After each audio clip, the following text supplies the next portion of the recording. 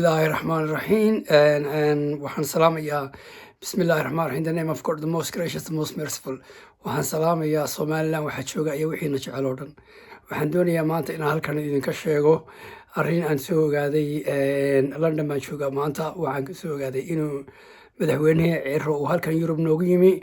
Wuxuu joogaa Switzerland ayaa laga soo macsuumay meel madaxweynayaashii adduunka oo dhan isku yimaadeen ayaa laga macsuumay. Markaa taas waad garanaysaan waxay macnaheedu tahay in ogolaashihii Somaliland ictiraafkii Somaliland adduunka oo dhan uu dhaga taagayo. Alxamdulilaahi rabbil caalamiin.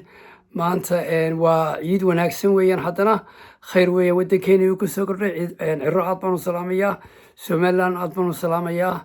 waxaa iminka ku xiga ayaan u malaynayaa si degdega ictiraafka kii labaad waxa uu noqon doonaa haddii ilaaha ka dhigo Sweden oo iyaduna ka fadhiisatay oo maanta dood weyn ka soo saartay.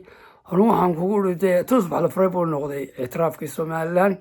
de waka halka wixii ka dambeeya news ay ku soo kordha Ciro iyo halka uu shirka uu ka joogo Switzerland ayaan idiin soo kordhinayaa. guul Somaliland guul.